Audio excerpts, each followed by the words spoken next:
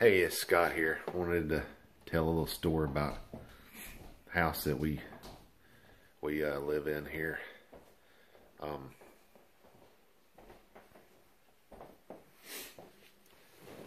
2010, we bought this house. It was a foreclosure, and when I first saw it, we had probably seen, I don't know, like 60 other houses before we bought this one. And it was in 2010. And when I first saw it, I was like, man, this is the house I want. It felt like home, And so we bought it, and it worked out, It worked out good in it where we lived here. So it was a fixer-upper. We're still working on it now. I lived here by myself for like the first 3 months. Working. I mean, we pretty much gutted the house, working on it. Redid all the sheetrock. We tore out one of the walls. And so, from like day one, I would hear stuff here all the time. And it was mostly like footsteps, like a man's boots walking in the house.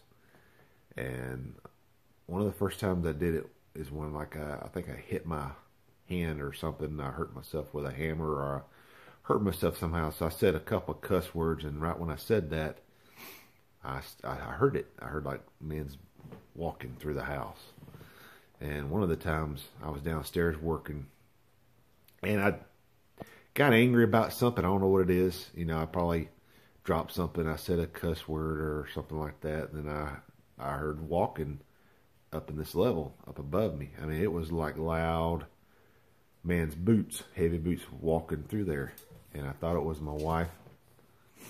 Sorry, my dog's over there messing with a cat. Quit messing with a cat, Obi. Quit.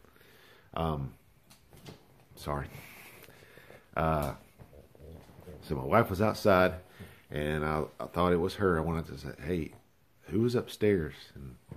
And so I'm like, well, get ready. We might need to call the cops because we think somebody's breaking in. So I went up there, and there's nobody up there. So this went on, and one of the nights that was the most scariest for me was I was sleeping in which is now my son's bedroom. It was the only room that was finished, and I was sleeping. It was like on the floor. I had a mattress on the floor in there, and it was like real late at night, and I was just laying there. The house is pitch dark, and it was quiet, and all of a sudden I heard those footsteps at the front door. And it was walking real slow. It kept walking closer and closer to the bedroom door in there. And I was like, holy crap. And it walked all the way down to the door, and it stopped. And it was about 5 feet from me. And I was sitting there looking, and there was nobody there. And I just froze. And that's all I heard the entire night. And it terrified me. And I've been a ghost hunter for years. And even before that, I was a ghost hunter for 8 years. And that was the most scariest I've ever been to before. I've been to places. I've been to cemeteries. I've been to hospitals terrifying hospitals. This was the most scariest I've ever been to before, ever been through. And so I had a psychic friend came by, and she went through the house, and I asked her to do a reading of the house, and she went downstairs. And she sat there. I can tell she was picking up on something. She got to smiling and laughing. I was like, what are you laughing about? And she's sitting there looking at me, and she's like, yeah, he didn't like using cuss words. He don't like using that kind of bad language in front of especially ladies. I'm like, what? And so she's like, yeah, he used to own this property. He used to own this land. And he was, the way she described him, he was like this traditional church going, like a Church of God type of guy that, certain things that we say now is not proper for back in that time period he used to live in. And I was like, well, please tell him I'm sorry, and I respect that this used to be his house, and everything like that. And because we find out eventually that his name was Clive, and he was the original owner of the house and the property.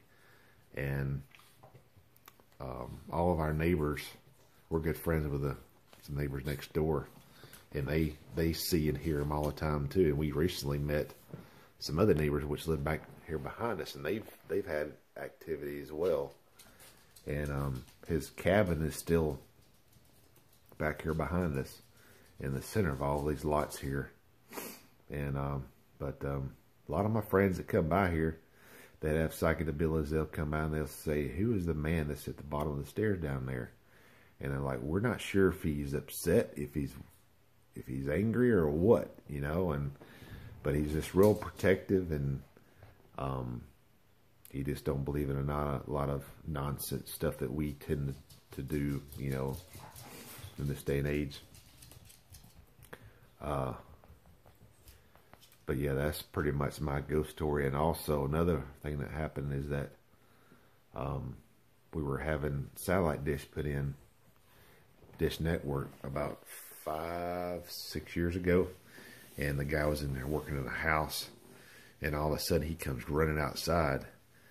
And we're like, well, what's going on? He's like, yeah, the door inside the house is slammed. And he's like, yeah, I'm not going back in there. And so that guy, he actually left. Another guy came back out and had to finish the job.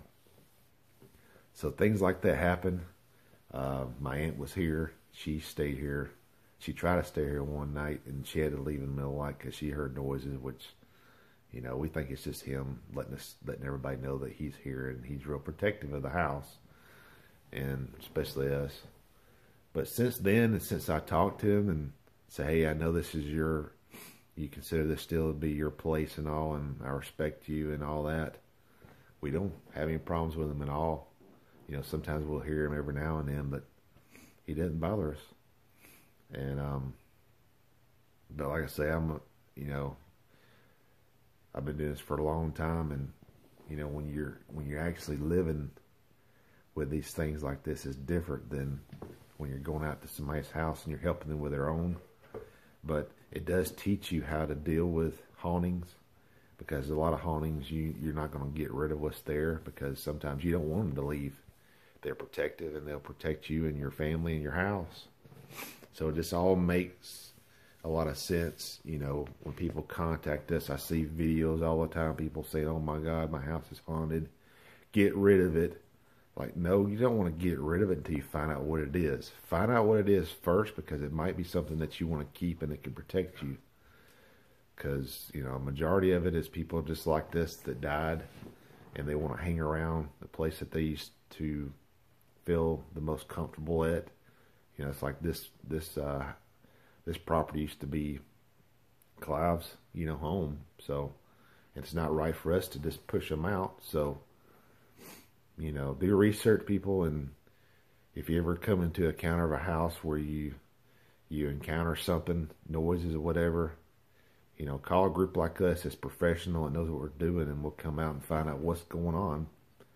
And find out what's going on first before you try to get rid of anything. And because a lot of things you're not going to be able to. And but yeah, been living there since 2010, almost 9 years. Well, not, yeah, 9 years exactly. And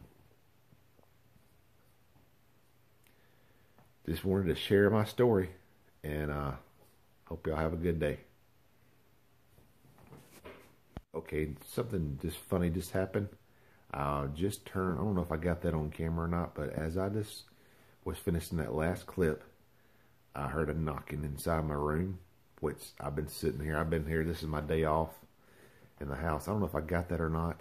I'll leave this running, and if you're here, can you make that sound again, Clive? Just to let me know that was you.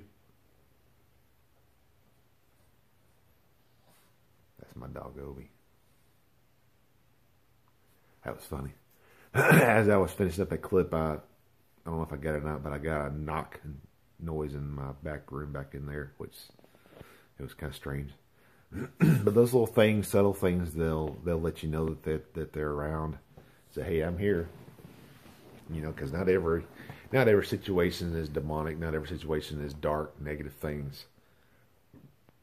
Even shadow people. People think that shadow people are automatically negative things. It's not. It's just shadow people can be anything through my research. So all I'm trying to say is, people just try to find out what's going on first before you jump to any kind of conclusions and try to assume that anything is bad.